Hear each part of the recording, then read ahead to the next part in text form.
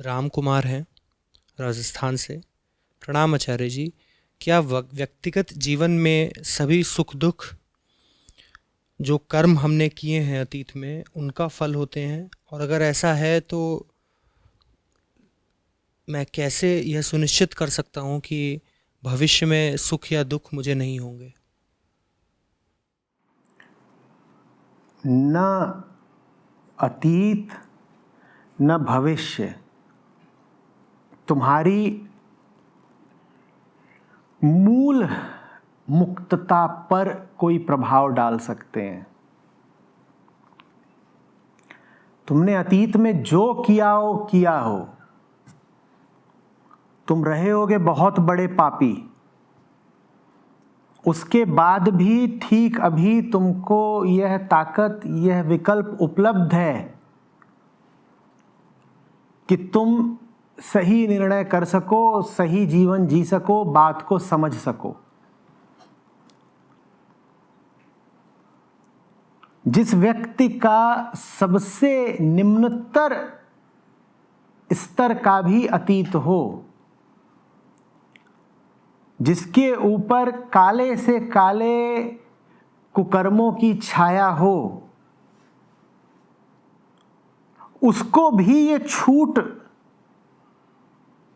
निर्विघ्न निरंतर मिली रहती है कि वो पूरी बात को ठीक अभी समझ जाए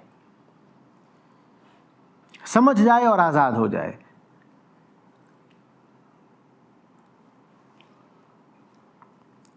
आजादी का क्या मतलब होता है? आजादी का ये मतलब नहीं होता कि पहले तुमने जो करा उसका असर तुम पर नहीं पड़ेगा। आजादी का मतलब होता है कि पहले तुमने जो कुछ भी करा था उसका असर अब किसी पर पड़ेगा। जिस पर पड़ेगा उसके पास तुम्हारा नाम होगा, उसके पास आत्मा नहीं होगी तुम्हारी। कर्म फल का पहिया तो घूमेगा।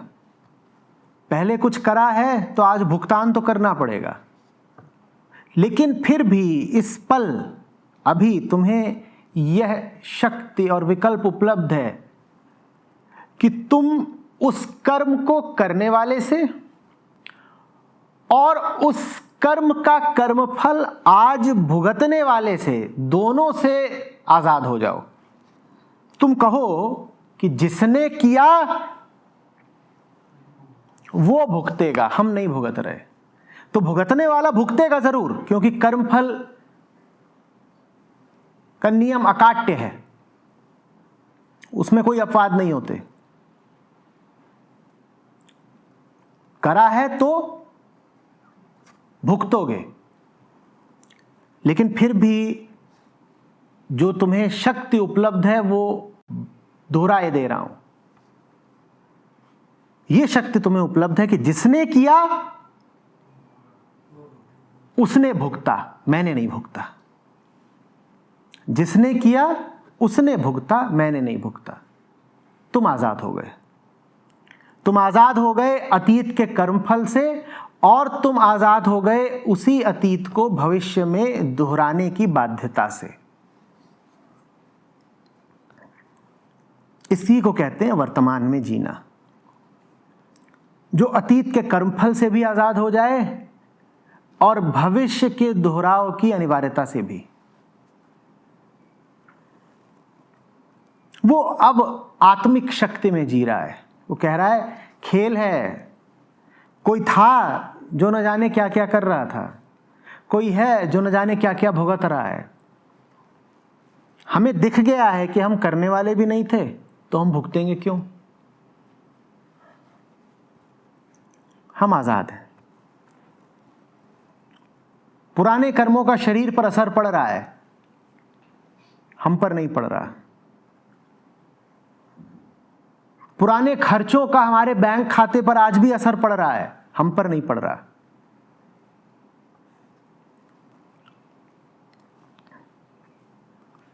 पुराने जो भी कर्म करे थे वो आज लौट लौट कर आ रहे हैं और तन को और मन को, दोनों को प्रभावित कर रहे हैं, पर हमको नहीं प्रभावित कर रहे।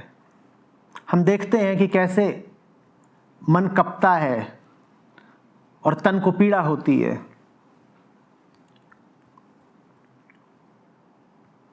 हम मुक्त हुए।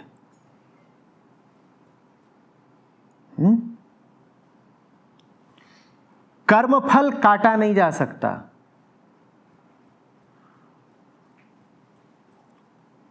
कर्ता से आजादी पाई जा सकती है। हम कर्ता को बचाए रखना चाहते हैं और कर्मफल काटना चाहते हैं, जो कि असंभव है।